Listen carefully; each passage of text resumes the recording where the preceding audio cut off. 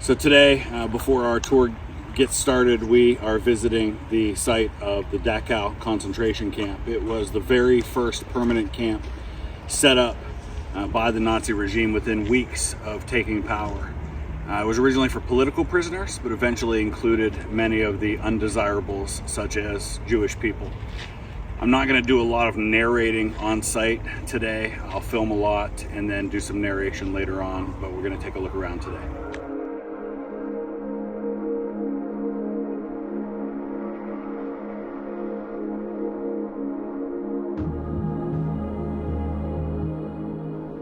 Dachau opened in March of 1933, just a few weeks after Adolf Hitler became Chancellor of Germany.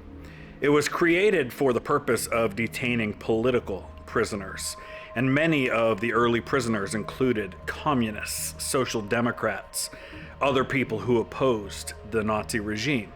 Included among the prisoners here were the Bavarian royal family and even two of the sons of Archduke Franz Ferdinand, who had been assassinated in 1914. Those sons actually were given the job of cleaning the latrines, which by all indications they did cheerfully and carried a very positive attitude despite their internment here. As time went on, Dachau would house Jews, Romanis, homosexuals, Jehovah's Witnesses, and many of the other groups of people that the Nazis considered to be racially or socially inferior. It became a model for other concentration camps, and a training ground for SS guards was set up here. It was notorious for its harsh conditions, its forced labor in nearby armaments factories, and the cruel experiments that were conducted on prisoners by SS physicians. Thousands of prisoners died because of malnutrition, disease, overwork, or mistreatment. Eventually, Dachau's role expanded to include a series of sub-camps where labor was exploited for the war effort. By 1945, with the approaching defeat of Nazi Germany, the camp held more than 30,000 prisoners, many of whom were in serious, dire health and deplorable living conditions. As the Allies closed in, the SS forced thousands of the prisoners on a death march away from the camp. It was liberated on April 29th, 1945, where Allied forces found tens of thousands of prisoners, many of them on the brink of death.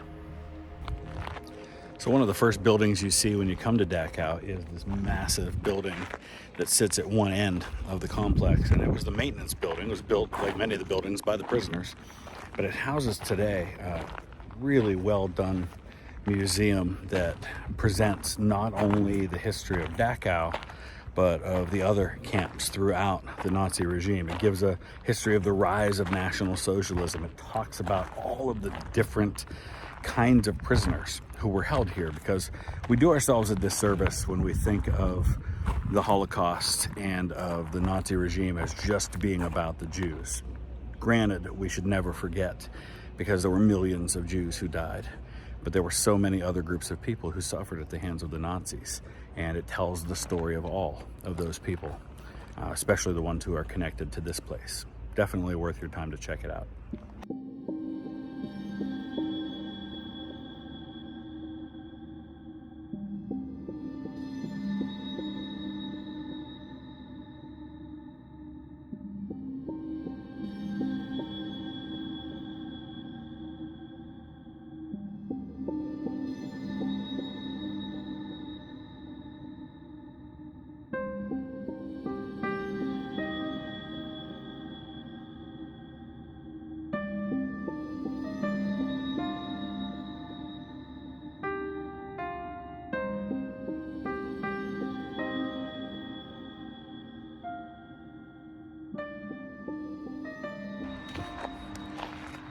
In the distance behind me, you can see a reconstructed barrack followed by the foundations showing where the barracks stood, and then an equal number of them on that side. Well, if you look at maps of the Dachau complex, eventually the complex was much, much bigger than even that, and even that part is massive. You really don't fully come to grips with the scale of this operation here until you come and start to walk around and you realize just how massive it really is.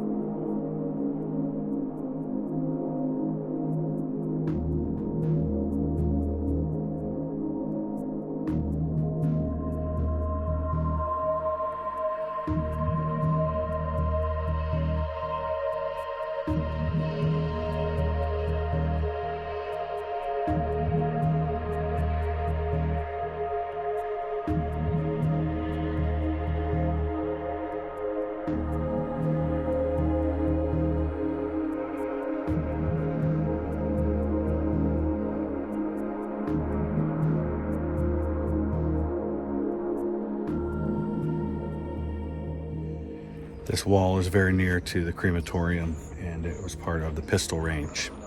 But it was also the place where prisoners could be brought to be shot if they weren't hanged or otherwise killed in gas chambers or some other way. And in particular, we know of at least one instance where nearly 100 Soviet prisoners were brought to this site, brought to this wall, and shot right here.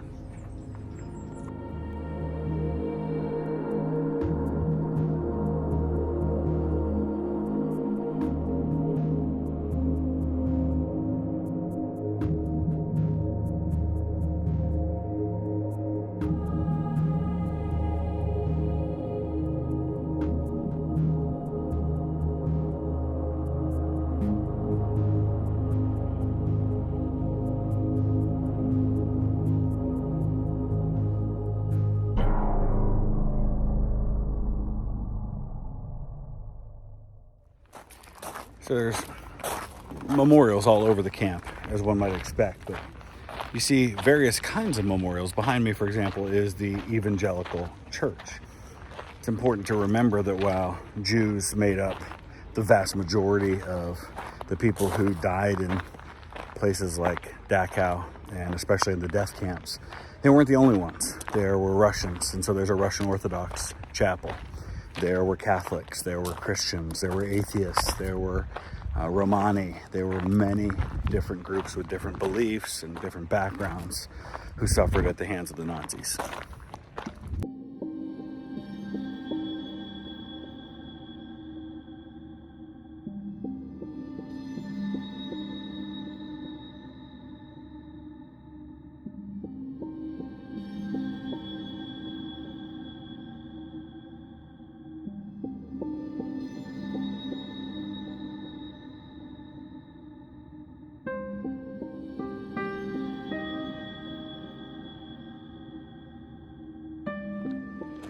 In addition to its use as a slave labor camp, the Dachau complex was actually used for a number of other purposes, and that eventually included a training and recreation facility for members of the SS.